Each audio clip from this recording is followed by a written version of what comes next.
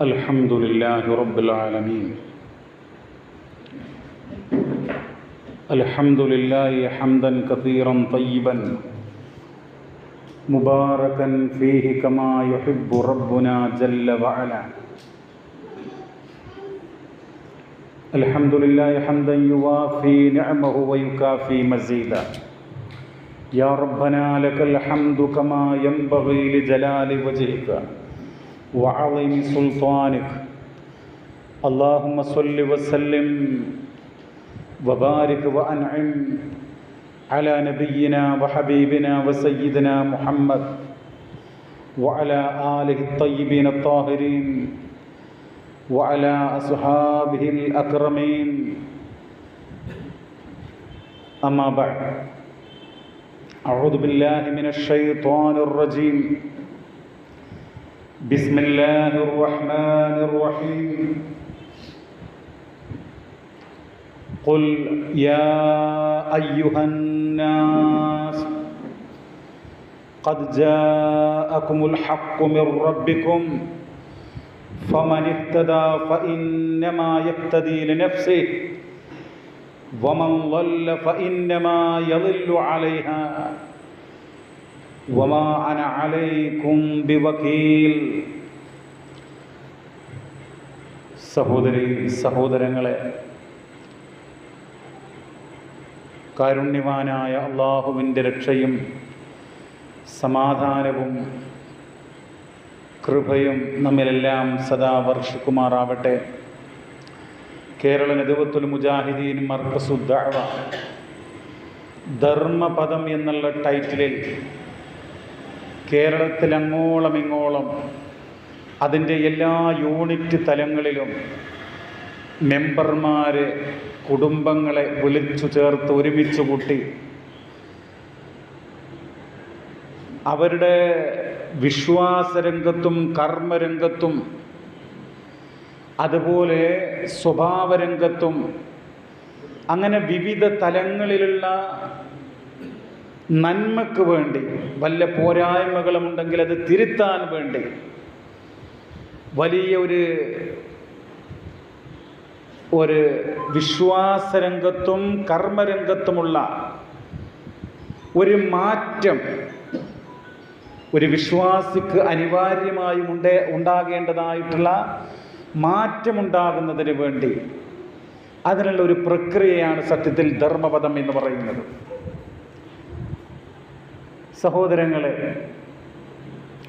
നമ്മൾ ദിനേന കണ്ടുകൊണ്ടിരിക്കുന്ന ഒരു കാഴ്ച എന്ന് പറയുന്നത്, നമ്മേക്കാൾ പ്രായം കുറഞ്ഞ ആളുകൾ, നമ്മേക്കാൾ ആരോഗ്യമുള്ള ആളുകൾ, നമ്മേക്കാൾ പ്രായം കുറവാണെങ്കിലും ആരോഗ്യമുള്ള ആളുകൾ, അതുപോലെ സൗന്ദര്യമുള്ളവർ, സമ്പത്തുള്ളവർ, അവരൊക്കെ പെട്ടെന്ന് വളരെ യാദൃശ്ചികമായിട്ട് ഈ ലോകത്ത് നിന്ന് വിട പറയുകയോ അതല്ലെങ്കിൽ അപ്രതീക്ഷിതമായിട്ട് ഒന്നിനും കഴിയാത്ത വിധത്തിൽ അവർ ശയ്യാവലംബികളായി നിത്യരോഗികളായി മാറുന്ന കാഴ്ചകൾ നമ്മൾ കണ്ടുകൊണ്ടിരിക്കുകയാണ്. അപ്പോൾ ഈ സന്ദർഭത്തിൽ നമ്മളെല്ലാവരും ഉണർന്ന് ചിന്തിക്കുകയും നമ്മൾ അള്ളാഹുവിലേക്ക് കൂടുതൽ അടുക്കുകയും നമ്മൾ അള്ളാഹു തആല തൃപ്തിപ്പെടുന്ന ഒരു ജീവിതം അതിനുവേണ്ടി നമ്മൾ തയ്യാറെടുക്കുക, അത് വളരെ പ്രധാനപ്പെട്ടതാണ്.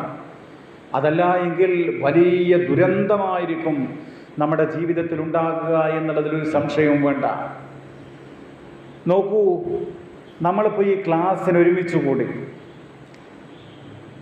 ഈ ക്ലാസ്സിന് ഒരുമിച്ച് കൂടുമ്പോൾ ആളുകളുടെ മനസ്സിൽ ഉള്ളൊരിതെന്താ? എനിക്ക് വേണ്ടിയല്ല എന്നുള്ളൊരു ചിന്തയാണ് പലപ്പോഴും ആളുകൾക്ക് ഉണ്ടാകുക. ഒന്നുകിൽ പിതാവിന് വേണ്ടി, അല്ലെങ്കിൽ മാതാവിന് വേണ്ടി, അല്ലെങ്കിൽ സഹോദരങ്ങൾക്ക് വേണ്ടി, അതിനുവേണ്ടി നമ്മളൊന്നിങ്ങനെ പോയി കൊടുക്കുകയാണ്. അവർ നിർബന്ധിക്കുന്നു. ഇപ്പോൾ ഭാര്യ വരികയാണ്, മക്കൾ വരികയാണ്, അവരെന്തിനാ വരുന്നത്?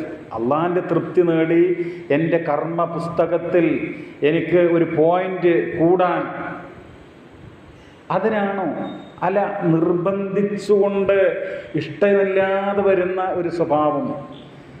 നോക്കൂ, ഞാൻ വിശുദ്ധ ഖുർആനിലെ 6 ആയത്തുകൾ ആ 6 ആയത്തുകളിൽ പറയുന്ന 6 വിഷയങ്ങളുണ്ട്. ആ 6 വിഷയങ്ങളിലും പറയുന്നത് ലി നഫ്സിഹി എന്നാണ്.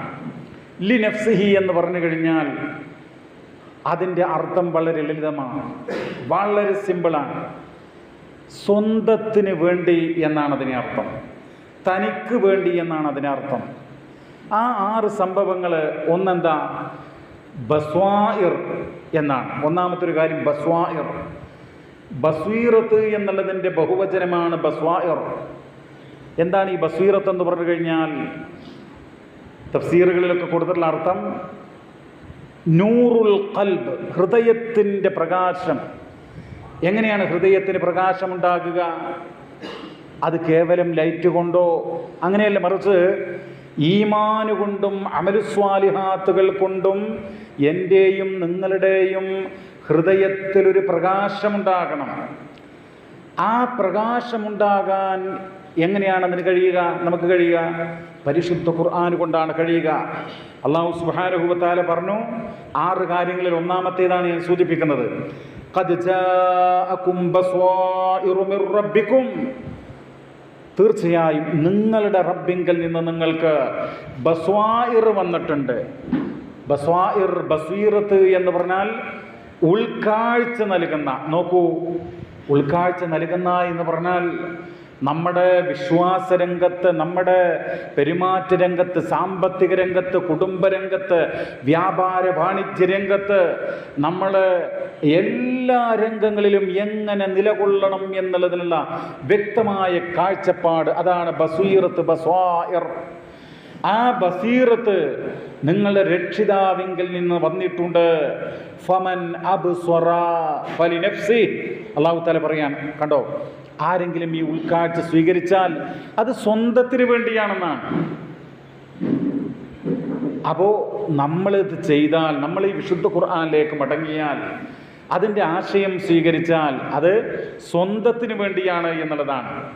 അതല്ലാതെ മാതാപിതാക്കൾക്കോ അല്ലെങ്കിൽ സംഘടനാ പ്രവർത്തകർക്കോ അല്ല. അതിൻ്റെ നേട്ടം നമുക്ക് തന്നെയാണ്. അത് നമ്മൾ തിരിച്ചറിയാൻ, നമസ്കാരം കുട്ടിയോട് പറയാം, നമസ്കരിക്ക്, സമയമായി, ഒതുകൊടുക്ക്, ഒരുങ്ങ് എന്നിങ്ങനെ പറയാം. അപ്പോൾ അവന് ഒരു 4-5 വട്ടം പറഞ്ഞപ്പോൾ മനസ്സില്ലാ മനസ്സോടുകൂടെ വന്ന് നമസ്കരിക്കുക. പക്ഷേ സത്യത്തിൽ എന്താ? ഇതാർക്ക് വേണ്ടി ഖുർആൻ പറയാം. അപ്പോൾ ബസ്വാഇറിൻ്റെ കാര്യം മാത്രമല്ല, മറ്റൊരായത്ത് ഞാൻ തുടക്കത്തിൽ പാരായണം ചെയ്തത്, ഖുൽ യാ അയ്യുഹന്നാസ്, പറയുക പ്രവാചകരെ, ജനങ്ങളെ, ഖദ് ജാഅകുമുൽ ഹഖ്ഖു മിർ റബ്ബിക്കും, നിങ്ങളുടെ രക്ഷിതാവിങ്കൽ നിന്നൊരു സത്യം വന്നിട്ടുണ്ട്. അൽ ഹഖ്, സത്യം. എന്താ സത്യം? അത് വിശുദ്ധ ഖുർആനാണ്. ആ ഖുർആന് കൊണ്ടാണ് നമുക്ക് ഹിദായത്ത് കരസ്ഥമാക്കാൻ കഴിയുക, അല്ലെങ്കിൽ ഹിദായത്ത്, നേർവഴി പ്രാപിക്കാൻ കഴിയുക. അതുകൊണ്ട് ഫമനിഹ്തദാ ഫഇന്നമാ യഖ്തദീ ലിനഫ്സി, ഈ സന്മാർഗം സ്വീകരിക്കുന്നത് എന്തിനാ? അത് സ്വന്തത്തിന് വേണ്ടിയാണ്. അത് നമ്മൾ മനസ്സിലാക്കണം. അപ്പോൾ ബസ്വാഇർ, ഹിദായത്ത്. ഇനി ശുക്ർ. നിങ്ങൾ നോക്കൂ, നമ്മളിപ്പോൾ ഒരു നന്ദി പ്രകടിപ്പിക്കാൻ, നന്ദി കാണിക്കാൻ. ആർക്കാണ്? നമസ്കാരം ഒരു നന്ദിയാണല്ലോ. അപ്പോൾ നമ്മൾ മഗ്‌രിബ് നമസ്കരിച്ചു, അതൊരു നന്ദിയാണ്. അതിൻ്റെ നേട്ടം ആർക്കാണ്? ആ ഒരു നന്ദി പ്രകടനം ആർക്ക് വേണ്ടിയാ? അള്ളാഹ്ക്ക്. അതുകൊണ്ട് എന്താ കാര്യം? ഒരു ഹദീസിൽ കാണാം, ഖുദ്സിയായ ഒരു ഹദീസിൽ, ഈ ഭൂമുഖത്തുള്ള സകല മനുഷ്യരും, ഈ ഭൂമുഖത്ത് ജനിച്ചു വീണിട്ടുള്ള എല്ലാ മനുഷ്യരും ഒരുമിച്ച് കൂടിയാലും, എല്ലാ ജിന്നുകളും ഒരുമിച്ച് കൂടിയാലും അള്ളാഹുവിൻ്റെ ആധിപത്യത്തിൽ അത് വർധന ഉണ്ടാക്കുകയില്ല. അള്ളാഹുവിൻ്റെ ആധിപത്യത്തിൽ അത് കുറക്കുകയുമില്ല എന്നുള്ളതാണ് ആ ഹദീസിൻ്റെ ആശയം. അപ്പോൾ നമ്മൾ നന്ദി കാണിച്ചാൽ, ഞാൻ 5 നേരം കൃത്യമായി നമസ്കരിക്കുന്നു, ഞാൻ മറ്റുള്ള നന്മകൾ ചെയ്യുന്നു, അതിൻ്റെ നേട്ടം എനിക്കാണ്. നിങ്ങൾ ചെയ്താൽ നിങ്ങൾക്കാണ്.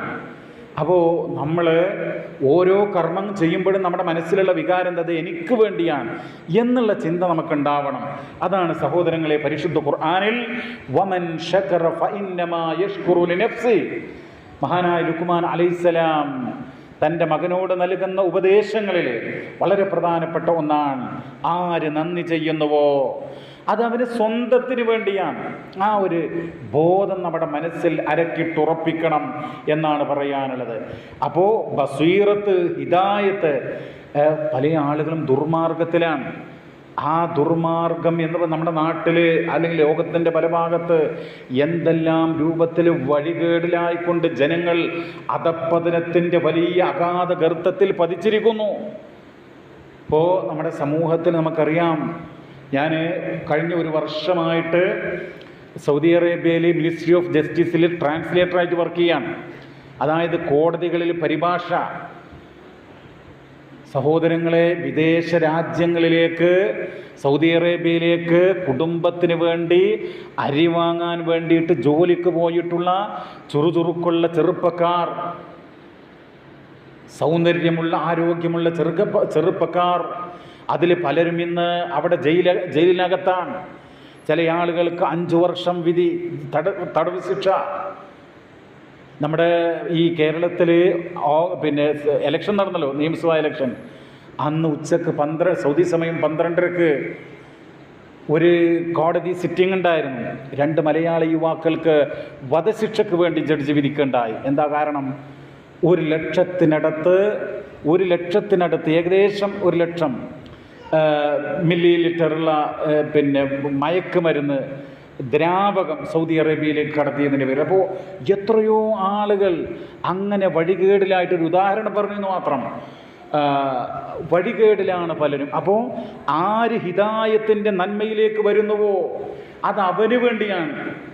സത്യവിശ്വാസം സ്വീകരിക്കുക, എന്നിട്ട് അമലു സ്വാലിഹാത്തുകൾ ചെയ്യുക, അത് സ്വന്തത്തിന് വേണ്ടിയാണ്. അപ്പോൾ ബസ്വായിറാകട്ടെ, ഹിദായത്താകട്ടെ, ശുക്റാകട്ടെ. ഇപ്പോൾ നമ്മൾ നമ്മുടെ മാതാപിതാക്കൾക്ക് കുറച്ച് ക്യാഷ് കൊടുത്തു, ഹോസ്പിറ്റലിൽ പോകാനോ അല്ലെങ്കിൽ ഡ്രസ്സ് വാങ്ങാനോ അവരുടെ മറ്റുള്ള ആവശ്യങ്ങൾക്കോ, അത് ആർക്ക് വേണ്ടിയാണ്? ഫലി നഫ്സിഹി, അവൻ്റെ സ്വന്തം നഫ്സിന് വേണ്ടിയാണ്.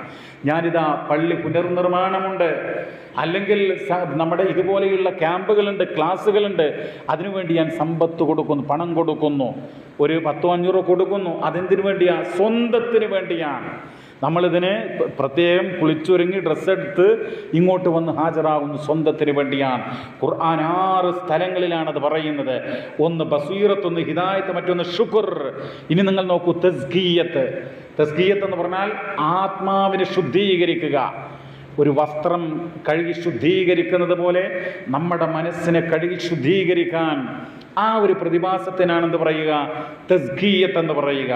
പരിശുദ്ധ ഖുർആൻ വളരെ വ്യക്തമായി കൊണ്ട് രേഖപ്പെടുത്തി, വമൻ തസക്ക ഫഇന്നമാ യതസക്ക ലിനഫ്സി.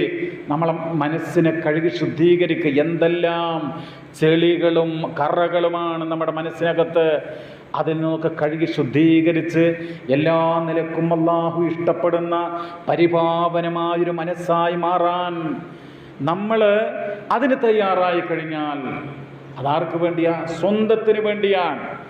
ആ ഒരു ചിന്ത നമുക്കുണ്ടാകണം. അതുപോലെ വമൻ അമില സ്വാലിഹൻ, ആര് സൽക്കർമ്മം പ്രവർത്തിക്കുന്നുവോ ഫലി നഫ്സി. ഇതൊക്കെ വിശുദ്ധ ഖുർആനിലെ ഓരോ സൂറത്തിലെ ആയത്തുകളാണ്. നിങ്ങൾ സൂറ യൂനുസ് 108, സൂറത്തു നംൽ 40, സൂറ ഫാത്തിർ 18, അതുപോലെ സൂറ ഫുസ്സിലെ 46, സൂറത്തുൽ അങ്കബൂത്ത് 6. ഈ 6 വചനങ്ങൾ പ്രത്യേകം ശ്രദ്ധിക്കണം. ഇതൊക്കെ സ്വന്തത്തിന് എന്തുകൊണ്ടായിരിക്കാം അല്ലാഹു തആല ഇത്രമാത്രം വചനങ്ങളിൽ, ഒരു 1/2 ഡസൻ വചനങ്ങളിൽ ലിനഫ്സിഹി എന്ന് ആവർത്തിക്കുന്നത്? നമുക്കൊക്കെ ഒരു ധാരണ ഉണ്ട്, നമ്മൾ പള്ളിയിൽ പോയില്ലെങ്കിൽ വീട്ടുകാരെന്ത് വിചാരിക്കും, അല്ലെങ്കിൽ ഖുർആൻ ഓതിയില്ലെങ്കിൽ വീട്ടുകാരെന്ത് വിചാരിക്കും, നോമ്പ് നോറ്റില്ലെങ്കിൽ അവരെന്ത് വിചാരിക്കും, വീട്ടിൽ വന്നിട്ട് ഒരു ആൾ വന്ന് ചോദിക്കുകയാണ്, 100 ചോദിക്കുക, അല്ലെങ്കിൽ എന്തെങ്കിലും സംഭാവന ചോദിക്കുക, അപ്പോൾ എന്തെങ്കിലും കൊടുത്തില്ലെങ്കിൽ അയൽവാസികളൊക്കെ നോക്കുന്നുണ്ട്, അവരെന്ത് വിചാരിക്കും. ആ ഒരു ചിന്തയോടുകൂടെ വേറെ വഴിയില്ലാത്തത് കൊണ്ട് ചെയ്യുന്ന, യാതൊരു ആത്മാർത്ഥതയുമില്ലാതെ പ്രവർത്തിക്കുന്ന ആ രൂപത്തിലല്ല, മറിച്ച് അള്ളാഹുവിൻ്റെ തൃപ്തിക്ക് വേണ്ടി, അള്ളാഹുവിൻ്റെ ആ ഒരു സംതൃപ്തി നമുക്ക് കരസ്ഥമാക്കാൻ, തൃപ്തിയും പൊരുത്തവും എന്ന് മാത്രമല്ല, അള്ളാഹുവിൻ്റെ മലക്കുകൾ നമ്മുടെ കർമ്മ പുസ്തകത്തിൽ ഇത് രേഖപ്പെടുത്തണം, വലിയ നന്മയായി രേഖപ്പെടുത്തണം, നന്മയുടെ തുലാസിൽ ഘനം തൂങ്ങണം. ആ രൂപത്തിൽ നമ്മൾ എന്ത് ചെയ്യണം? നമ്മുടെ മനസ്സിനകത്ത് മാറ്റമുണ്ടാകണം. നമുക്ക് ഇതിനോടൊക്കെ വലിയൊരു താല്പര്യമുണ്ടാകണം. പള്ളി എന്ന് പറയുമ്പോഴും, അതുപോലെ ഖുർആൻ എന്ന് പറയുമ്പോഴും, ദീനെന്ന് പറയുമ്പോഴും, പരലോകത്ത് ഉപകാരം കിട്ടുന്ന കാര്യങ്ങളെന്ന് പറയുമ്പോഴും നമുക്ക് വലിയ തോതിലുള്ള ഒരു മനസ്സിൽ വല്ലാത്തൊരു താല്പര്യം, ഒരു പ്രചോദനം നമുക്ക് ഉണ്ടാകണം.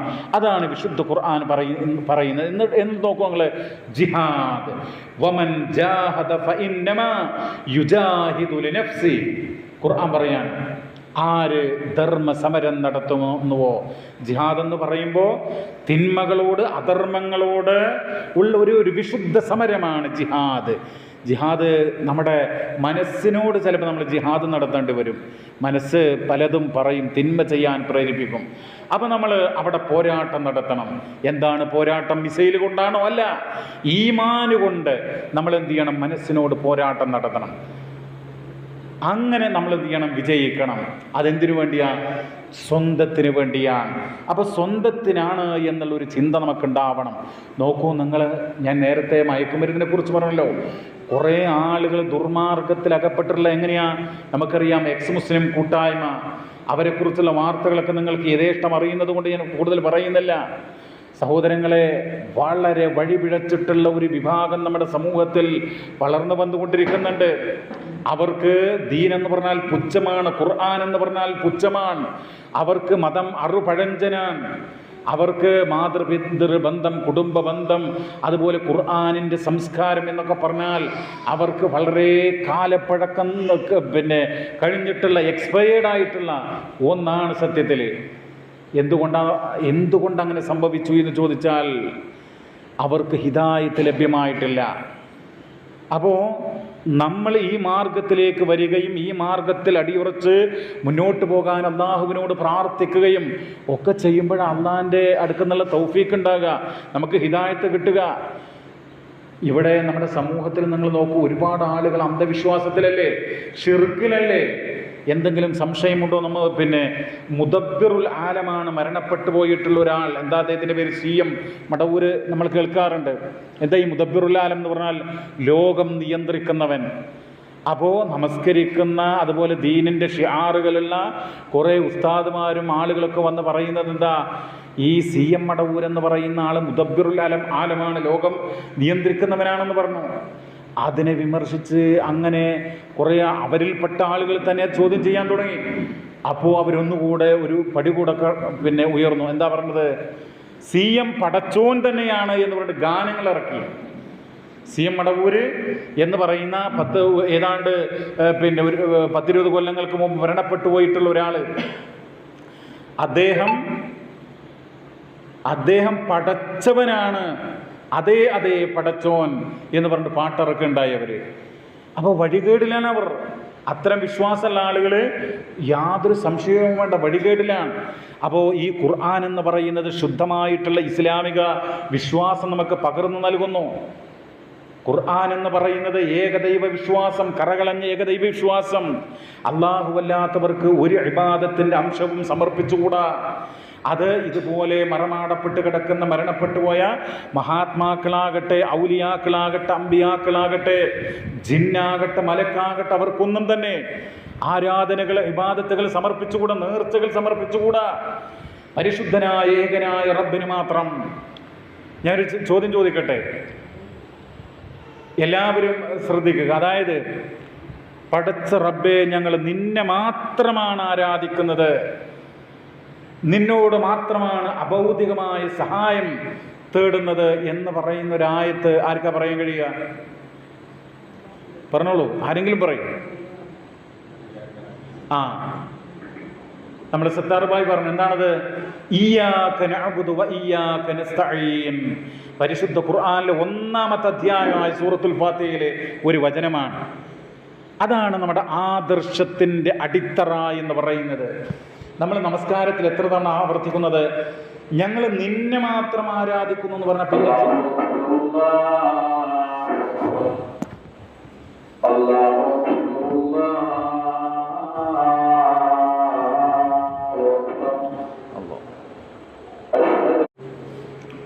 അപ്പോൾ CM മടവൂര് അദ്ദേഹം പടച്ചവനാണ് എന്ന് പറയുന്നു. എന്നിട്ട് അവർ പറയുകയാണ് ഞങ്ങൾ അഹ്ലുസുന്ന വൽ ജമാഅയാണ്, ഞങ്ങളാണ് ഏറ്റവും വലിയ നല്ല ശുദ്ധരായിട്ടുള്ള മുസ്ലിങ്ങൾ എന്നവർ പറഞ്ഞുകൊണ്ടിരിക്കുന്നു.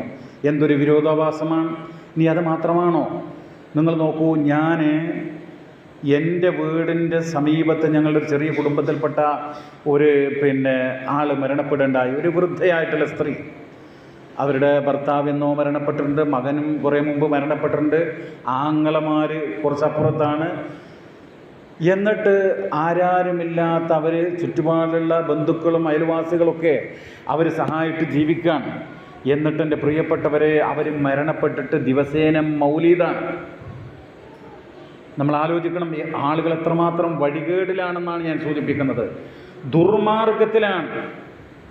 ഞങ്ങൾ മുസ്ലിങ്ങളാണ് എന്ന് പറയുന്നു, പക്ഷേ ഇങ്ങനെ തൊട്ടതിനും പിടിച്ചതിനൊക്കെ മൗലൂദ്, അതുപോലെയുള്ള മൗലൂദ് എന്ന് പറഞ്ഞ നിസ്സാരമായ സംഗതിയല്ല. അതിൽ മുഹമ്മദ് നബിയോടാണ് പ്രാർത്ഥന. ഞാൻ ആ കാര്യങ്ങൾ സവിസ്തരം പറയല്ല.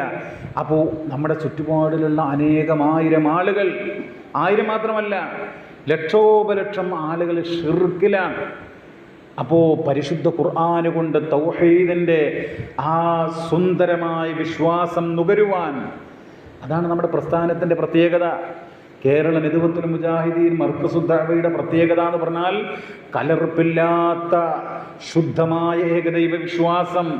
അപ്പോൾ പ്രിയമുള്ളവരെ, ആ ഒരു വിശ്വാസത്തിൽ അടിയുറച്ച് നമ്മൾ നിൽക്കുക. അതുപോലെ ബിദ്അത്തുകൾ, എന്തെല്ലാം ബിദ്അത്തുകളാണ് സമൂഹത്തിൽ! ധാരാളം ബിദ്അത്തുകളാണ്. മരിച്ചു കഴിഞ്ഞാൽ ഒരാൾ മരണപ്പെട്ടാലേ എന്തെല്ലാം ബിദ്അത്തുകളാണ് നമ്മുടെ സമൂഹത്തിലുള്ളത്. നിങ്ങൾ കണ്ടില്ലേ, ആ മയ്യത്തങ്ങട്ട് വീട്ടിൽ നിന്ന് ഇറക്കുമ്പോൾ എന്താ പ്രാർത്ഥന? ഇലാ ഹളറത്തി റൂഹി ഷഫീഇന മുഹമ്മദ് എന്നൊക്കെ പറഞ്ഞുകൊണ്ട് അവർ അൽഫാത്തി ഓതുന്നു, യാസീൻ ഓതുന്നു, അവസാനത്തെ സൂറത്തുകൾ ഓതുന്നു. എന്നിട്ട് അങ്ങോട്ട് ദീർഘമായ പ്രാർത്ഥന. അത് അല്ലാഹു പഠിപ്പിച്ചതാണോ? റസൂൽ പഠിപ്പിച്ചതാണോ? അല്ലല്ലോ പ്രിയമുള്ളവരെ. നമ്മൾ പ്രാർത്ഥനയാണ്, ഖുർആനാണ്, ഖുർആൻ പാരായണമാണ് എന്ന് പറഞ്ഞുകൊണ്ട് അങ്ങനെ ചെയ്യാൻ പറ്റുമോ? അള്ളയും റസൂലും പഠിപ്പിക്കാതെ ചെയ്യാൻ പറ്റുമോ? എന്തെല്ലാം ബിദ്അത്തുകൾ! അവിടെ മാത്രമല്ല, ഒരുപാട് സ്ഥലത്ത് ഇതുപോലുള്ള പ്രാർത്ഥനകളുണ്ട്. ഈ സ്ത്രീകളെ പ്രസവത്തിന് കൊണ്ടുപോകില്ല, അവിടെയും പ്രാർത്ഥന. ഇനിയോ, ഒരു മയ്യത്ത് കബറടക്കി കഴിഞ്ഞാൽ അവിടെ തൽഖീൻ, മലക്ക് വരട്ടോ, നിന്നോടിങ്ങനെ ചോദിക്കട്ടോ, മൻ റബ്ബുക്കാന്ന് ചോദിക്കും, അവന് നിൻ്റെ റബ്ബ് അള്ളയാണെന്ന് പറഞ്ഞോ, അങ്ങനെയുള്ള ചോദ്യങ്ങൾ. അപ്പോൾ ഒരുപാട് ബിദ്അത്തുകളുടെ ഘോഷയാത്രയാണ് നമ്മുടെ സമൂഹത്തിലുള്ളത്. നമ്മുടെ പ്രത്യേകതയോ, നമുക്ക് ശുദ്ധമായ ഏകദൈവ വിശ്വാസമുള്ളതുപോലെ തന്നെ കറകളഞ്ഞ സുന്നത്തിൻ്റെ ആളുകളാണ് നമ്മൾ, വ്യക്തമായ സുന്നത്തിൻ്റെ ആളുകളാണ് നമ്മൾ. നമുക്ക് ബിദ്അത്ത് എന്ന് പറയുന്നത് അതിശക്തമായി എതിർക്കേണ്ടതാണ്. നമ്മുടെ പ്രത്യേകത എന്ന് പറഞ്ഞാൽ 2 വജ്രായുധങ്ങളാണ് നമ്മുടെ കയ്യിലുള്ളത്. ഒന്ന് വിശുദ്ധ ഖുർആൻ, ഒരു കയ്യിൽ പരിശുദ്ധ ഖുർആൻ, അടുത്ത കയ്യിലോ രണ്ടാമത്തെ കയ്യിലോ സ്വഹീഹായ തിരുസുന്നത്ത്. ഹദീസ് എന്ന് മാത്രമല്ല, സ്വഹീഹായ സ്വീകാര്യോഗ്യമായിട്ടുള്ള തിരുസുന്നത്ത്.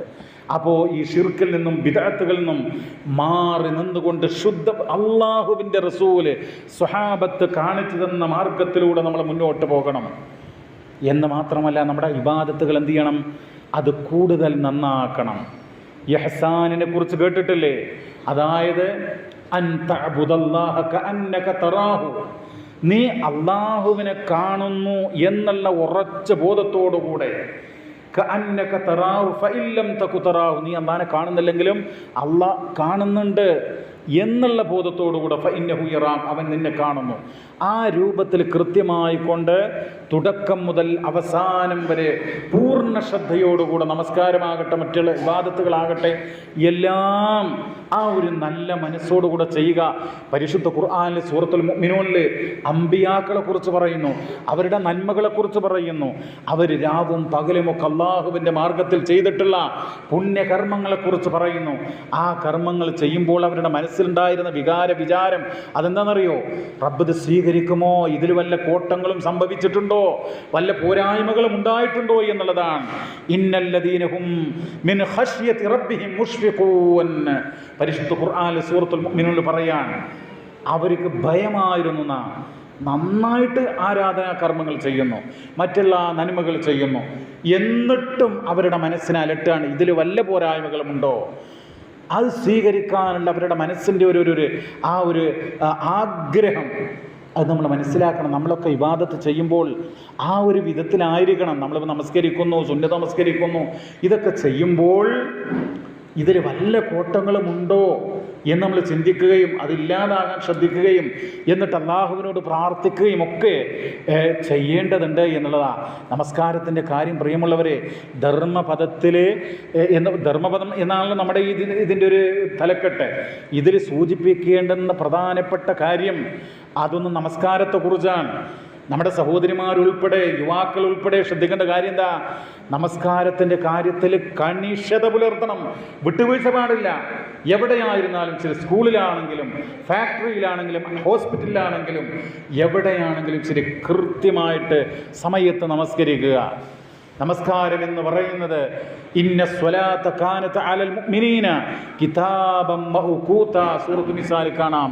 നമസ്കാരമൊക്കെ അതിൻ്റെ സമയത്ത് തന്നെ നിർവഹിക്കണം എന്നുള്ളതാണ്. നമുക്ക് തോന്നുമ്പോഴല്ല നമസ്കരിക്കുക. നമ്മളിപ്പോൾ ഇങ്ങനെ ഉറങ്ങി രാവിലെ 8 മണിക്ക് എഴുന്നേറ്റു അപ്പോൾ നമസ്കരിക്കല്ല, അതിന് ടൈമുണ്ട്, ആ ടൈമിൽ നമസ്കരിക്കണം. അബ്ദുല്ലാഹി ഇബ്നു മസ്ഊദ് റളിയല്ലാഹു തആല അൻഹു നബിയോട് ചോദിച്ചല്ലോ, അയ്യുൽ അമലി അഫ്ളൽ, അള്ളാഹിൻ്റെ റസൂലെ ഏത് കർമ്മമാണ് അള്ളാഹുവിന് അള്ളാഹിൻ്റെ അടുക്കൽ ഏറ്റവും പ്രിയങ്കരമായത്, ഏറ്റവും ശ്രേഷ്ഠമേത്?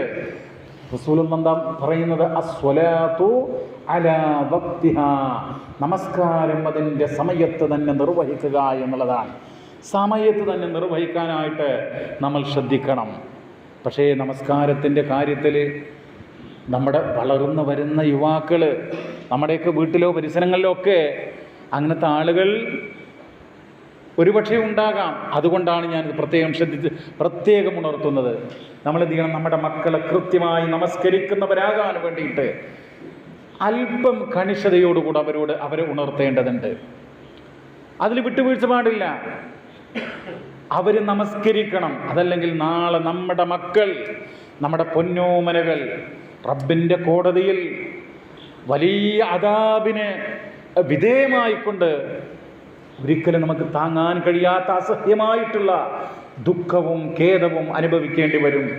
അതുകൊണ്ട് നമസ്കാരത്തിൻ്റെ കാര്യം ഖുർആനിൽ സൂറത്ത് മറിയമിൽ പറയുന്നില്ലേ, നല്ലൊരു തലമുറയ്ക്ക് ശേഷം ദുഷിച്ചൊരു തലമുറ വന്നു. ഫഖലഫ മിൻ ബഅദിഹിം ഖൽഫുൻ അല്ലാഹു സ്വലാ, നല്ലൊരു ജനവിഭാഗത്തിന് ശേഷം വൃത്തികെട്ട ഒരു വിഭാഗം വന്നു. അവർ നമസ്കാരം നഷ്ടപ്പെടുത്തുന്നു. വത്തബൗ ഷഹ്വാത്ത്, ഇച്ഛകളെ പിൻപറ്റുന്നു. ഇച്ഛകൾ എന്ന് പറഞ്ഞാൽ മനസ്സിൽ തോന്നുകയാണ്, ഇപ്പം മുടി ഇങ്ങനെ വെട്ടണം, അല്ലെങ്കിൽ അങ്ങനെ വെട്ടണം, കളർ ഇങ്ങനെ കൊടുക്കണം, എന്തെല്ലാം ആളുകൾക്ക് ഒരു പെണ്ണിനെ ഇവിടെ മൂക്ക് കുത്താമോ, ആ രൂപത്തിലുള്ള കാര്യങ്ങൾ, ഇതൊക്കെ തോന്നുന്ന രൂപത്തിലാണ് ആളുകൾ പോകുന്നത്. ആ ഇച്ഛകളെ പിൻപറ്റി എന്താണോ രാത്രി 2 മണിക്ക് എഴുന്നേറ്റിട്ട് ചായ കുടിക്കണം കൂട്ടുകാരികളുടെ കൂടെ എന്ന് പറയുമ്പോൾ അപ്പോൾ കാറെടുത്ത് ബൈക്കെടുത്ത് പോവുക, അവിടെ പോവുക, എന്നിട്ട് ആ രൂപത്തിൽ ഇച്ഛകളെ പിൻപറ്റുന്നൊരവസ്ഥ. ഒരു ഇസ്ലാഹി കുടുംബം, ഖുർആനിൻ്റെ ബസീറത്ത് കിട്ടിയിട്ടുള്ള ഒരു കുടുംബം, ആ കുടുംബത്തിന് ഒരിക്കലും ചേരാത്ത ദുർഗുണങ്ങളാണ് ഈ പറഞ്ഞ കാര്യങ്ങൾ. അച്ചടക്കമുള്ള ആളുകളായിരിക്കണം. അതാണ് പ്രിയമുള്ളവരെ, നമസ്കാരത്തിൻ്റെ കാര്യം ഗൗരവമായി ശ്രദ്ധിക്കുക, സമയത്ത് തന്നെ നിർവഹിക്കുക. എന്നിട്ടോ അത് ജമാഅത്തിന് പരമാവധി പങ്കെടുക്കാനുള്ള താല്പര്യം, അതിനുള്ള പ്രേരണ നമ്മുടെ ഭാഗത്തുണ്ടാകണം. അതിനൊക്കെ വലിയ പ്രതിഫലമാണ്. ഈ നമസ്കാരം എന്ന് മാത്രമല്ല, ജമാഅത്ത് എന്ന് മാത്രമല്ല, അതിന് മുമ്പുള്ള കാര്യങ്ങളൊക്കെ. ഇപ്പോൾ നമ്മൾ ബാങ്ക് കൊടുത്തല്ലോ, ഇവിടെ ഇഷാ ബാങ്ക് കൊടുത്തല്ലോ. ഇഷാ ബാങ്ക് കൊടുത്ത് നമ്മുടെ സുഹൃത്ത് ഈ ബാങ്ക് കൊടുക്കുന്നതിൻ്റെ ബാബുൽ അദാൻ എന്ന് പറഞ്ഞിട്ടുള്ള അദാനുമായി ബന്ധപ്പെട്ട കാര്യങ്ങൾ, ബാങ്ക് വിളിക്കുന്ന ആളുടെ പ്രത്യേകതയൊക്കെ പറയുന്നുണ്ട്. അദ്ദേഹം ഈമാനും തൗഹീദുള്ള ആളാണെങ്കിൽ ഇതിൻ്റെ ശബ്ദം കേൾക്കുന്ന എത്ര വിദൂരമുണ്ടോ അതിനകത്തുള്ള എല്ലാവരും സാക്ഷി പറയും എന്നുള്ളതാണ്. അവൻ്റെ പാപങ്ങൾ പൊറുക്കപ്പെടുന്ന അത് ബാങ്ക് കൊടുക്കുന്ന ആൾ. നമ്മൾ കേൾക്കുന്ന ആളുകൾ എന്താ ചെയ്യേണ്ടത്? അദ്ദേഹം പറയുന്നത് പോലെ പറയണം. ഇതൊക്കെ സുന്നത്താണ്, വലിയ പ്രതിഫലമുള്ള കാര്യമാണ്. നമ്മൾ ക്ലാസ്സൊക്കെ എന്ത് ചെയ്യും? ബാങ്ക് കൊടുക്കുന്ന സമയത്ത് നിർത്തും, എന്നിട്ട് നമ്മൾ വർത്തമാനം പറയും. അങ്ങനെ ആ ഒരു രൂപത്തിലേക്ക് നമ്മൾ തന്നെ പോകുന്നത് തെറ്റാണത്. നമ്മളെന്ത് ചെയ്യാം? ബാങ്ക് കൊടുക്കുന്ന ആൾ പറയുന്നത് പോലെ പറയുക. ഹദീസിൽ കാണാം ഓരോ പദങ്ങളും ഹയ്യ അലൽ സ്വലാ, ഹയ്യ അലൽ ഫലാ, അവിടേക്ക് എന്താ? ലാ ഹൗല വലാ ഖുവത ഇല്ലാ ബില്ലാ. സുബ്ഹിയാണെങ്കിൽ അസ്വലാത്തു ഖൈറും മിനൻ നൗം, അപ്പോൾ നമ്മളും അത് തന്നെ പറയുക. സ്വതക്ത ബബരീർത്ത എന്നൊക്കെ പറയുന്നത് ദുർബലമാണ്. അതൊന്നും റസൂൽ പഠിപ്പിച്ചതായി സ്ഥിരപ്പെട്ടു വന്നിട്ടില്ല. എന്നിട്ട് നിങ്ങൾ നോക്കൂ, ആ ഹദീസിൻ്റെ അവസാനം കാണാം, ലാ ഇലാഹ ഇല്ലല്ലാഹ് എന്ന് ബാങ്ക് കൊടുക്കുന്ന ആൾ പറഞ്ഞാൽ നമ്മളും അങ്ങനെ പറഞ്ഞു കഴിഞ്ഞാൽ ലാ ഇലാഹ ഇല്ലല്ലാഹ് മിൻ ഖൽബിഹി, അവൻ്റെ ഹൃദയം കൊണ്ടെന്ന് പറയാം, ആത്മാർത്ഥമായി കൊണ്ടത് പറഞ്ഞാൽ അവൻ്റെ പാപങ്ങൾ പൊറുക്കപ്പെടുമെന്ന് ഹദീസിൽ വന്നിട്ടുണ്ട്. ആ ബാങ്കിന് ശേഷം നമ്മൾ എന്ത് പ്രാർത്ഥിക്കണം? അല്ലാഹുമ്മ റബ്ബ ഹാദിഹി ദഅവതി താമ്മ വസ്സലാത്തിൽ ഖായിമ ആതി മുഹമ്മദൻ അൽ വസീലത വൽ ഫളീല വബഅഹു മഖാമൻ മഹ്മൂദ അല്ലദീ വഅത്ത. സഹീഹുൽ ബുഖാരിയിൽ കാണാം. ആ പ്രാർത്ഥന നിർവഹിക്കുക. എന്താ പ്രാർത്ഥനയുടെ പ്രത്യേകത? അള്ളാഹുവിനോട് ചോദിക്കുകയാണ്, പ്രവാചകൻ മുഹമ്മദ് നബി സല്ലല്ലാഹു അലൈഹി വസല്ലമക്ക് ഫളീല സ്ഥാനങ്ങൾ നൽകണമേ എന്നുള്ള ആ ഒരു പ്രാർത്ഥനയാണ്. റസൂലുള്ളാഹി പറഞ്ഞു, ആരെങ്കിലും ഫമൻ സഅല ലി അൽ വസീലത ഹല്ലത ലഹു ശഫാഅ, എനിക്ക് വേണ്ടി വസീല ഫളീല എന്നീ സ്ഥാനങ്ങൾ കിട്ടാൻ അള്ളാഹിനോട് ആര് തേടുന്നുവോ അവൻ എൻ്റെ ശഫാഅത്ത് ഉണ്ടായിരിക്കുന്ന. അപ്പോൾ അള്ളാഹിൻ്റെ റസൂലിൻ്റെ ശഫാഅത്ത് കിട്ടണമെങ്കിൽ നമ്മൾ ബാങ്കിന് ശേഷം ഈ പ്രാർത്ഥന നിർവഹിക്കണം. ബാങ്ക് കൊടുക്കുന്ന ആൾ പറയുന്നത് പോലെ പറഞ്ഞാൽ നമ്മുടെ പാപങ്ങൾ പൊറുക്കപ്പെടും. നമ്മൾ സ്വലാത്ത്, നബിയുടെ മേൽ സ്വലാത്ത് ചെല്ലണ്ടേ? എപ്പോഴാണ് ചെല്ലുക? ഇവിടെ പല പള്ളികളിൽ പോയാൽ ബാങ്കിനും ഇഖാമത്തിന് മുമ്പ് എന്ത് ചെയ്യും? അല്ലാഹുമ്മ സ്വല്ലി അലാ സയ്യിദിനാ മുഹമ്മദ് എന്ന് പറയും. എന്നിട്ടാണ് ബാങ്ക് കൊടുക്കുക. അതെന്താ? അത് ബിദ്അത്താണ്. സുന്നത്തെന്താ? ബാങ്കിന് ശേഷം ആണ് എന്ത് ചെയ്യേണ്ടത്? നമ്മൾ സ്വലാത്ത് നിർവഹിക്കേണ്ടത്. ആ ഹദീസിൽ വന്നിട്ടുണ്ട്, സുമ്മ സ്വല്ലു അലൈഹി, പിന്നീട് എൻ്റെ മേൽ നിങ്ങൾ സ്വലാത്ത് നിർവഹിക്കുക. അവിടെയാണ് പഠിപ്പിക്കുന്നത് എന്താണ്? ഫമൻ സ്വല്ല അലയ്യ സ്വലാത്തൻ വാഹിദ സ്വല്ലല്ലാഹു അലൈഹി ബിഹാ അശ്റാ, എനിക്ക് ആരെങ്കിലും ഒരു സ്വലാത്ത് നിർവഹിച്ചാൽ, സ്വലാത്ത് എന്ന് പറഞ്ഞാൽ അള്ളാഹുവേ മുഹമ്മദ് നബിക്ക് രക്ഷയും സമാധാനവും നൽകണമേ എന്നാണ് അതിൻ്റെ അർത്ഥം. അങ്ങനെ പ്രാർത്ഥിച്ചാൽ അവന് അള്ളാഹു 10 അനുഗ്രഹങ്ങൾ ചൊരിയും. അപ്പോൾ ബാങ്കിന് ശേഷം നമ്മൾ എന്ത് ചെയ്യണം? അല്ലാഹുമ്മ സ്വല്ലി അലാ മുഹമ്മദ് എന്ന് പറയുക. അല്ലെങ്കിൽ നമ്മൾ നിസ്കാരത്തിലുള്ള സ്വലാത്ത് ഉണ്ടല്ലോ, ഇബ്രാഹിമിയ സ്വലാത്ത്, അത് നിർവഹിക്കുക. എന്നാൽ എന്തുണ്ടാവും? അള്ളാഹു നമുക്ക് 10 അനുഗ്രഹങ്ങൾ തരും. അതുപോലെ അല്ലാഹുമ്മ റബ്ബ ഹാദി ദഅവതി താമ എന്നുള്ള പ്രാർത്ഥന നിർവഹിക്കുക. അതുപോലെ പ്രിയമുള്ളവരെ, ബാങ്ക് നിങ്ങൾ നോക്കൂ, ബാങ്ക് മാത്രമല്ല, ബാങ്ക് കൊടുത്താൽ പിന്നെ നമ്മൾ നമസ്കരിക്കണല്ലോ, അതിന് വുളൂ ചെയ്യണ്ടേ? ആ വുളൂ ചെയ്യുമ്പോൾ റസൂലുള്ളാഹി അതിൻ്റെ പ്രത്യേകതകൾ പറഞ്ഞിട്ടുണ്ട്. കൈ കഴുകുമ്പോൾ കൈ കൊണ്ടുള്ള പാപങ്ങൾ, ചെയ്തിട്ടുള്ള ചെറിയ പാപങ്ങൾ പൊറുക്കപ്പെടുന്നു. വുളൂ ചെയ്യുമ്പോൾ മുഖം കഴുകുമ്പോൾ മുഖം കൊണ്ട് ചെയ്തിട്ടുള്ള ചെറിയ പാപങ്ങൾ, കാല് കഴുകുമ്പോൾ അതുകൊണ്ട് ചെയ്ത ചെറിയ പാപങ്ങളൊക്കെ പൊറുക്കപ്പെടുന്ന. അതിനെന്ത് വേണം? തൗഹീദ് ഉണ്ടാകണം, ഈമാൻ ഉണ്ടാകണം, എന്നാലേ പൊറുക്കുള്ളൂ. നമ്മളിങ്ങനെ ഇടക്കിടക്ക് ഷിർക്ക് ചെയ്യുന്ന ആളുകളാണെങ്കിലോ പാപങ്ങൾ പൊറുക്കൂല. ഈ ഷിർക്ക് എന്ന് പറഞ്ഞാൽ വലിയ ഗൗരവമുള്ള കാര്യമാണ്. ഒരു നല്ല അടപ്രഥമൻ പായസം, അതിനകത്തൊരല്പം ആസിഡായാൽ എന്താ അവസ്ഥ? അതാണ് ഷിർക്കിൻ്റെ അവസ്ഥ. പൊളിഞ്ഞു പോകും, എല്ലാ അമലും പൊളിഞ്ഞു പോകും. 10 ലക്ഷം കൊടുത്ത് ഹജ്ജ് ചെയ്യാൻ പോവുക, 10 ലക്ഷമായി ചിലവ് എന്ന് വിചാരിക്കാം. അതിനിടയ്ക്ക് ഒരു ഷിർക്ക് ചെയ്താലോ? മമ്പുറം തങ്ങളെ കാക്കണേ എന്ന് പറഞ്ഞു, അല്ലെങ്കിൽ ഇവിടെ ഒരാളുണ്ടല്ലോ അമ്പം കൊന്ന്, അവിടെയുള്ള മൂപ്പരെ കാക്കണേ എന്ന് പറഞ്ഞു, ആ 10 ലക്ഷം പോയി. മാത്രമല്ല കുറ്റവും കിട്ടും. എന്താ ഷിർക്കിനെ കുറിച്ചുള്ള ആയത്ത് എന്താ? ഇന്ന ശിർക ലളുൽമുൻ അളീം എന്നാണ്. വമ്പിച്ച അക്രമാണെന്നാണ്. അപ്പോൾ ഞാൻ പറഞ്ഞു വരുന്നത്, നമസ്കാരം, ബാങ്കിന് ശേഷമുള്ള പ്രാർത്ഥന, പിന്നെ വുളു എടുക്കുമ്പോൾ എല്ലാ പാവങ്ങളും പൊറുക്കപ്പെടുന്നു. അത് ആർക്കാ പൊറുക്കപ്പെടുക? ഷിർക്കില്ലാത്ത തൗഹീദുള്ള വ്യക്തികൾക്കാ. ഏകദൈവ വിശ്വാസമുള്ള ആളുകൾക്ക് ഇതൊക്കെ കിട്ടുള്ളൂ. എന്നിട്ട് നിങ്ങൾ നോക്കൂ, വുളു എടുക്കുമ്പോൾ പാപങ്ങൾ പൊറുക്കപ്പെടുന്നു എന്ന് മാത്രമല്ല, വുളു എടുക്കുമ്പോൾ യാതൊരു ദിക്റൊന്നുമില്ല കേട്ടോ. തുടക്കത്തിൽ ബിസ്മില്ലാഹിർ റഹ്മാനിർ റഹീം എന്ന് പറഞ്ഞ് തുടങ്ങിയാൽ മതി. വേറെ കൈ കഴുകുമ്പോൾ, കാല് കഴുകുമ്പോൾ, തല തടവുമ്പോൾ ഒന്നും വേറെ ദിക്റുകളൊന്നുമില്ല. വുളു കഴിഞ്ഞാൽ എന്തുണ്ട്? പ്രാർത്ഥന ഉണ്ട്. ആ പ്രാർത്ഥന എന്ന് പറഞ്ഞാൽ 2 സത്യസാക്ഷ്യങ്ങളാണ്.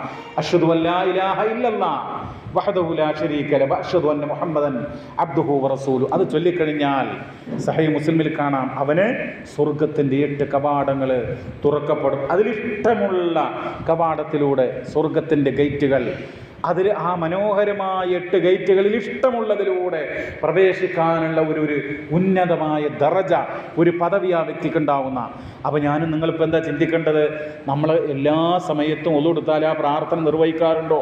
ആ പ്രാർത്ഥന തെറ്റാതെ നമുക്കറിയുമോ എന്നൊക്കെയാണ് ചിന്തിക്കേണ്ടത്. അത് പതിവാക്കുക, അതാണ് നമ്മൾ ചെയ്യേണ്ടത് എന്നാണ് ഉണർത്തുവാനുള്ളത്. ഇനി നിങ്ങൾ നോക്കൂ, ഈ ഉളുവിന് ശേഷമുള്ള പ്രാർത്ഥന മാത്രമല്ല, നമ്മൾ പള്ളിയിലേക്ക് പോകുന്നു.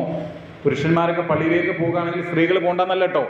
നമ്മുടെ ചില പള്ളികളിൽ 5 നേരം ജമാഅത്തിന് കിടക്കുന്ന വനിതകളുണ്ട്. ഇപ്പോൾ പാലക്കാട്, കള്ളിക്കാട്, നമ്മൾ ഷംസ് മൗലവിയൊക്കെ നിൽക്കണേ, അവിടെയൊക്കെ 5 നേരം പള്ളിയിൽ സ്ത്രീകൾ വരുന്നു. അപ്പോൾ സ്ത്രീകൾ പോകാം എന്ന് മാത്രമല്ല, അവരെ അതിന് പ്രോത്സാഹിപ്പിക്കണം എന്നുള്ളതാണ് നമ്മുടെ നയം. ഞാൻ സൂചിപ്പിക്കുന്നത്, പള്ളിയിലേക്ക് ഒരാൾ പോകുമ്പോൾ ഓരോ കാലടിക്കും പ്രതിഫലം, ഒരു നന്മ രേഖപ്പെടുത്തുന്നു, ഒരു തിന്മ മായ്ക്കപ്പെടുന്നു പള്ളിയിലേക്ക് പോകുമ്പോൾ. എന്നിട്ട് അവിടെ ചെന്നിട്ട് പള്ളിയിലേക്ക് നമ്മൾ വലത് കാല് വെച്ച് കയറുന്നു, പ്രാർത്ഥിക്കുന്നു, തഹയ്യത്ത് നമസ്കരിക്കുന്നു, അല്ലെങ്കിൽ റവാത്തിബ് നമസ്കരിക്കുന്നു. റവാത്തിബ് നമസ്കാരത്തിൻ്റെ പുണ്യം എന്താ? അള്ളാഹുവിൻ്റെ റസൂലിൻ്റെ പത്നി നിവേദനം ചെയ്യുന്ന ഒരു ഹദീസിൽ കാണാം, 12 റക്അത്ത് റവാത്തിബ് സുന്നത്ത് ദായിമാക്കുന്ന ആളുകൾക്ക് സ്വർഗത്തിലൊരു ഭവനമുണ്ട് എന്നുള്ളതാണ്. അപ്പോൾ അത്ര വലിയ പ്രതിഫലമാണ്. എന്നിട്ട് ആ നമസ്കാരം കഴിഞ്ഞ് നമ്മൾ ജമാഅത്ത് കാത്തിരിക്കാൻ, ഒരു 4 മിനിറ്റ് കാത്തിരിക്കാൻ, 5 മിനിറ്റ് കാത്തിരിക്കാൻ. ആ ഇന്തിളാറ് കസ്വല എന്ന നമസ്കാരം പോലെയാണ് ആ കാത്തിരിക്കൽ. ജമാഅത്ത് ഇഖാമത്ത് വിളിക്കാൻ കാത്തിരിക്കുന്നത് വെറുതെ ഇരിക്കുകയാണെന്ന് വിചാരിക്കുക, എങ്കിൽ പോലും അതെന്താ, അത് നമസ്കാരം പോലെയാണ് എന്നുള്ളതാണ്. ആ സമയത്ത് മലക്കുകൾ പ്രാർത്ഥിക്കുന്നു, അല്ലാഹുമ്മ ഇർഹംഹു, അല്ലാഹുമ്മ ഇഗ്ഫിർ ലഹു, അല്ലാഹുമ്മ സ്വല്ലി അലൈഹി. മലക്കുകൾ പ്രാർത്ഥിക്കുക എപ്പോൾ? ഒരാണോ പെണ്ണോ ജമാഅത്ത് പ്രതീക്ഷിച്ചുകൊണ്ട് പള്ളിയിൽ ഇരിക്കുമ്പോൾ, പടച്ചവനെ ഇവൻ്റെ പാപങ്ങൾ പുറത്തു കൊടുക്കണേ, ഇവനെ അള്ളാഹുവെ നീ കരുണ ചെയ്യണേ, ഇവന് സമാധാനം നൽകണേ എന്ന് മലക്കുകൾ പ്രാർത്ഥിക്കുക. എന്ന് മാത്രമല്ല, നിങ്ങൾ നോക്കൂ, പ്രാർത്ഥനയ്ക്ക് ഉത്തരം കിട്ടുന്ന ഹദീസ് കൊണ്ട് സ്ഥിരപ്പെട്ടൊരു സമയം ഏതറിയോ? ബാങ്കിനും ഇഖാമത്തിനും ഇടയിലാണ്. നമ്മൾ കൈകൾ ഉയർത്തി ഹംദും സ്വലാത്തും ചൊല്ലി ഓരോ പ്രധാനപ്പെട്ട പ്രാർത്ഥനയും 3 തവണ പ്രാർത്ഥിക്കുക. ബാങ്കിനും ഇഖാമത്തിനും ഇടയിലുള്ള സമയം അത് പ്രാർത്ഥനക്കുത്തരം ചെയ്യപ്പെടുന്ന സമയമാണ്. ലാ യുറദ്ദു ദുആഉ ബൈനൽ അദാനി വൽ ഇഖാമ, ആ രൂപത്തിൽ ഹദീസ് കാണാം. അപ്പോൾ ആ സമയം നമ്മൾ പ്രാർത്ഥനയ്ക്ക് ഉപയോഗപ്പെടും. എത്രത്തോളം എന്ന് പറഞ്ഞാൽ, ചില പണ്ഡിതന്മാർ ആ സമയത്ത് ബാങ്കിനും ഇഖാമത്തിനും ഇടയിൽ ഖുർആൻ പാരായണത്തെക്കാൾ പ്രാർത്ഥനക്കാണ് മുൻഗണന നൽകേണ്ടത് എന്ന്, അത്രമാത്രം ആ സമയം പ്രാർത്ഥനയ്ക്ക് ഉത്തരം ചെയ്യപ്പെടുന്ന സമയമാണ് എന്നുള്ളതാണ് അവരുടെ ഒരു നിലപാട്. അപ്പോൾ നമ്മളതിന് പ്രാധാന്യം കൊടുക്കുക. അങ്ങനെ ജമാഅത്ത് നമസ്കരിക്കുന്നു. അപ്പോൾ അതിൻ്റെയൊക്കെ ഒരു പ്രതിഫലം ജമാഅത്ത് നമസ്കാര ശേഷം എന്ത് ചെയ്യുന്നു? അത് വളരെ ശാന്തമായി ബോധത്തോടുകൂടെ. പലപ്പോഴും ആളുകൾക്ക് നമസ്കാരത്തിൽ എന്തില്ല, ശ്രദ്ധ വേറെ എവിടെയെങ്കിലും ആയിരിക്കും, യാന്ത്രികമായി നമ്മളത് ചെയ്യുന്നു. ഒരു ഹദീസിൽ കാണാലോ, 60 കൊല്ലം നമസ്കരിച്ചിട്ടും നമസ്കാരം സ്വീകരിക്കപ്പെടാതെ പോയത് എന്താ കാരണം? ബോധമല്ല, പ്രാർത്ഥിക്കുന്നതിൻ്റെ അർത്ഥം അറിയില്ല, ചിന്തല്ല, എവിടെയോ എന്തുവാണ്. അപ്പം അങ്ങനെയല്ല, നമ്മൾ എന്ത് ചെയ്യണം? നമ്മൾ ശരിക്ക് ഈ പ്രാർത്ഥനകളുടെയൊക്കെ അർത്ഥം അറിയണം, അത്തഹിയാത്തിൻ്റെ അർത്ഥം അറിയണം, അവസാന പ്രാർത്ഥനകളുടെ അർത്ഥം അറിയണം, ആദ്യം മുതൽ ഒടുക്കം വരെ. എന്നിട്ടോ നമസ്കാരം കഴിഞ്ഞാൽ നമ്മൾ ദിക്റുകൾ ചൊല്ലുക. റസൂലുള്ള പറഞ്ഞു, അസ്തഗ്ഫിറുല്ലാഹ് എന്ന് 3 തവണ പറയുക, അല്ലാഹുമ്മ അൻതസ്സലാം വമിൻകസ്സലാം എന്നുള്ള പ്രാർത്ഥന. എന്നിട്ടോ ലാ ഇലാഹ ഇല്ലല്ലാഹ് വഹ്ദഹു ലാ ശരീക ലഹു ലഹുൽ മുൽക്കു വലഹുൽ ഹംദ് വഹുവ അലാ കുല്ലി ഷൈഇൻ ഖദീർ എന്നുള്ള ദിക്റ്. അല്ലാഹുമ്മ ലാ മാനിഅ ലിമാ അഅതൈത വലാ മുഅതിയ ലിമാ മനഅത വലാ യൻഫുദൽ ജദ്ദു മിൻകൽ ജദ്ദ് എന്നുള്ള ദിക്റ്. അതിനുശേഷം സുബ്ഹാനല്ലാഹ്, അൽഹംദുലില്ലാഹ്, അല്ലാഹു അക്ബർ 33 തവണ വീതം. ലാ ഇലാഹ ഇല്ലല്ലാഹ് വഹ്ദഹു ലാ ശരീക ലഹുൽ മുൽക്കു വലഹുൽ ഹംദു വഹുവ അലാ കുല്ലി ഷൈഇൻ ഖദീർ 100 തികച്ചു. എന്താ പ്രതിഫലം?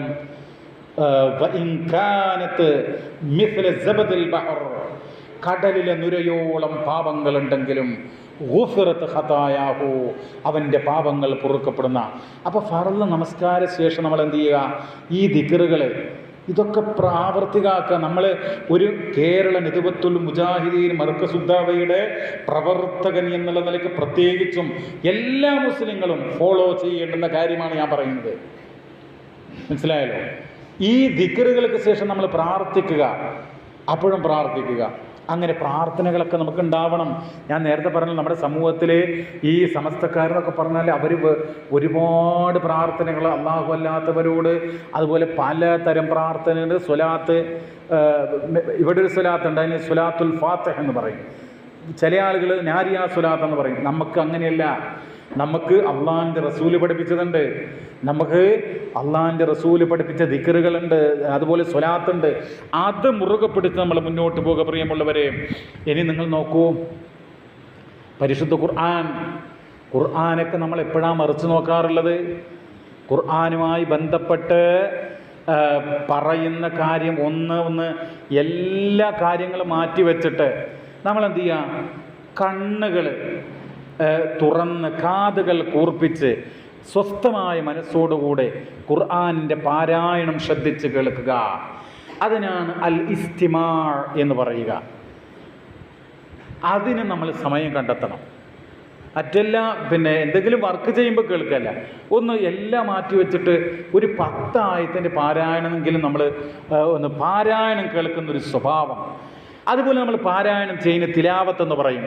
അപ്പോൾ ഇസ്തിമാ ഉണ്ടാകണം, തിലാവത്ത് ഉണ്ടാകണം, പാരായണം, ഖുർആൻ പാരായണം ഓതുക. പിന്നെ നമ്മൾ ബൈഹാർട്ടാകണം, ഹിഫ്ള് ഉണ്ടാകണം. കുറച്ചെങ്കിലുമൊക്കെ ഹിഫ്ള് ഉണ്ടാക്കുക. ഒന്നും ഹിഫ്ളില്ലാത്ത ആൾ എന്ന് പറഞ്ഞാൽ എന്തൊരു കഷ്ടമാണ്. അപ്പം നമുക്ക് എന്ത് ചെയ്യുക? കുറച്ചൊക്കെ ഹിഫ്ള് ഉണ്ടാകണം.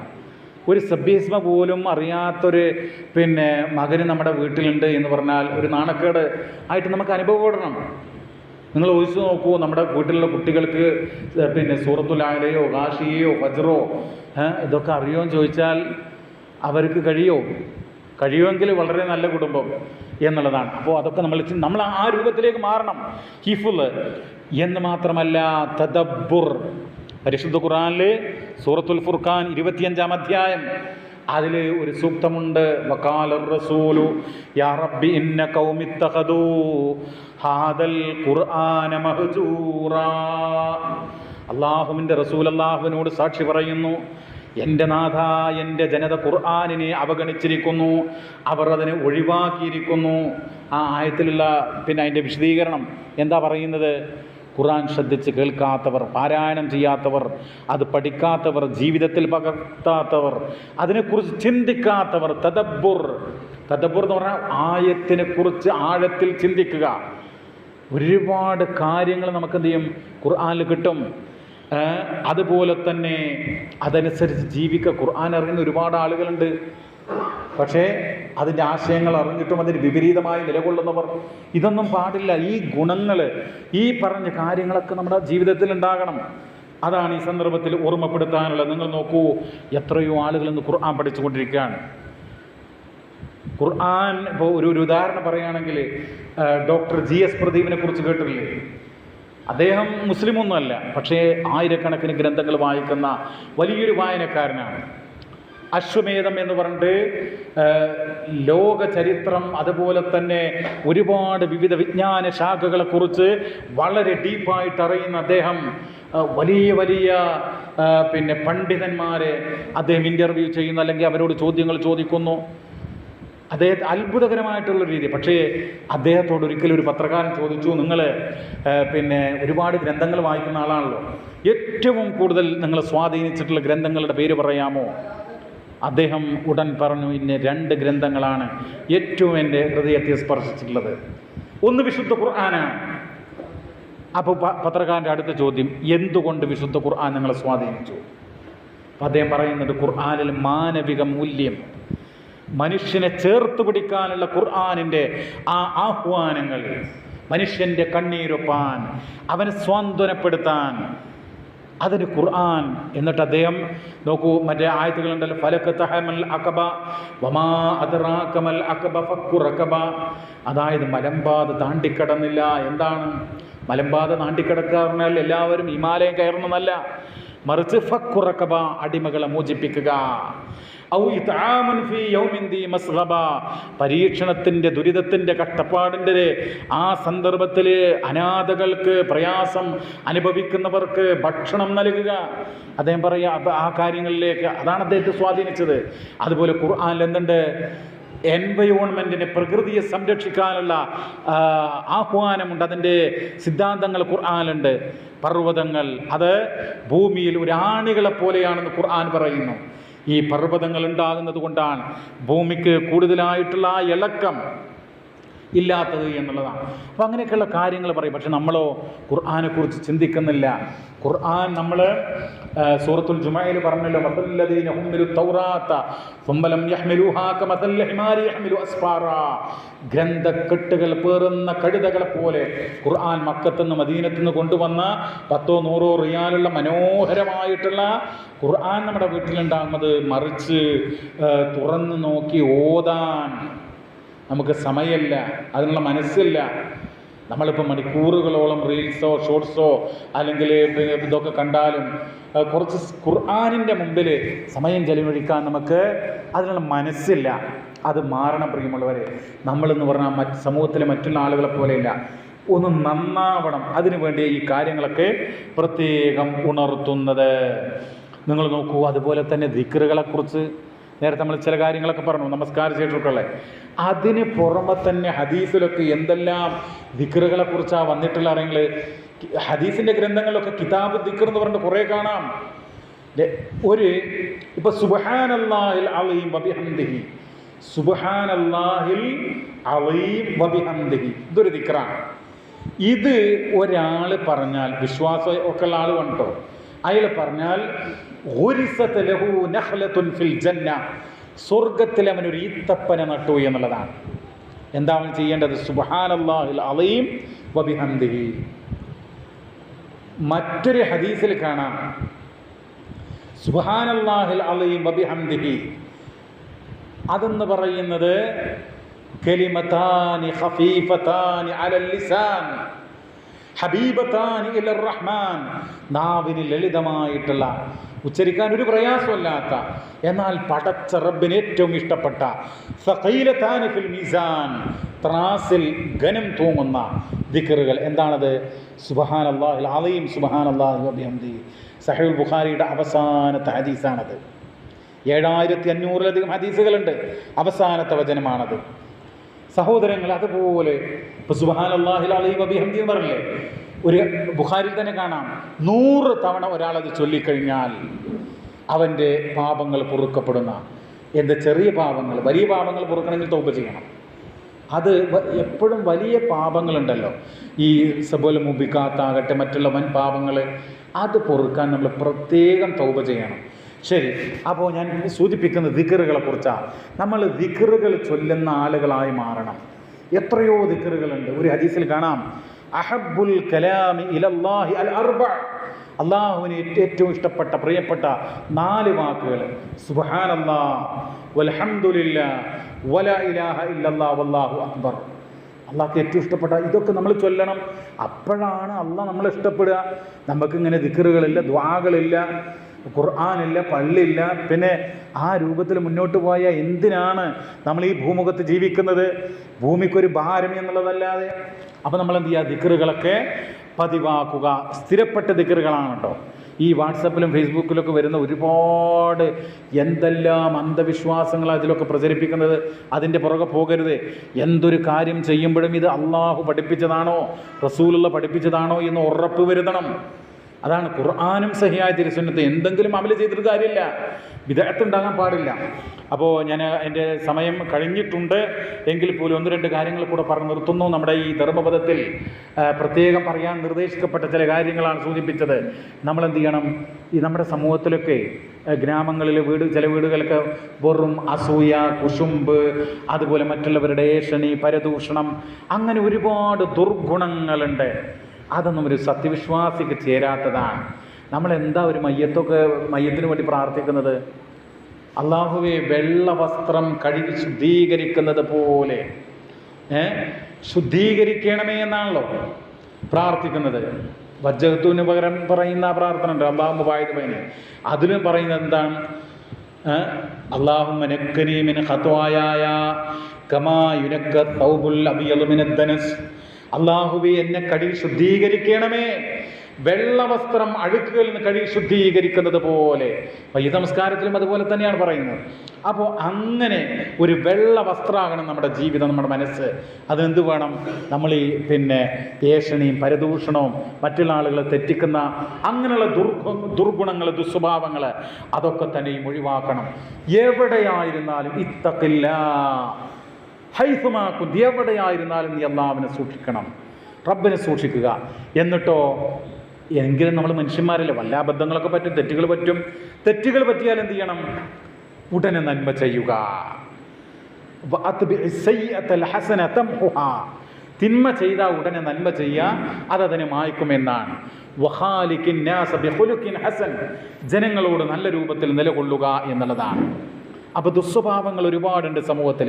അതൊക്കെ നമ്മൾ എന്ത് ചെയ്യണം? ചികിത്സിക്കണം, ട്രീറ്റ്മെൻറ്റ് വേണം. വെറും മറ്റുള്ള ശാരീരികമായ അസുഖങ്ങൾ മാത്രമല്ല, ഇത്തരം ദുർഗുണങ്ങളുണ്ട്, അതിന് നമ്മൾ എന്ത് ചെയ്യണം? ഈമാന് കൊണ്ട് ചികിത്സിക്കണം. ഇത് അല്ലാഹ് ഇഷ്ടപ്പെടാത്ത, അതുകൊണ്ടാണല്ലോ ഒരാൾ വന്ന് പറഞ്ഞല്ലോ, റസൂലുള്ളാഹിനോട് പറഞ്ഞല്ലോ, പ്രവാചകരെ എന്നെ ഉപദേശിക്കൂ, ഔസിനി യാ റസൂലല്ലാഹ്, എന്നെ ഉപദേശിക്കൂ റസൂലേ. റസൂൽ പറഞ്ഞു ലാ തഗ്ളബ്, നീ കോപിക്കരുത്. ആവർത്തിച്ചു കൊണ്ട് പറഞ്ഞു. ആ ഹദീസൊക്കെ എത്രയോ വട്ടം നമ്മൾ പറയുന്നതും കേൾക്കുന്നതുമാണ്. എൻ്റെ പ്രിയമുള്ളവരെ, നമ്മൾ ഇന്ന് ഹലാലല്ലാത്ത മാർഗത്തിലൂടെ സമ്പാദിക്കുന്ന ജനങ്ങളാണ് നമ്മുടെ ചുറ്റുപാടിലുള്ള. എന്തെല്ലാം രൂപത്തിലാണ് ആളുകൾ സമ്പാദിക്കുന്നത്? അങ്ങനെ സമ്പാദിക്കാൻ നമുക്ക് പറ്റുമോ?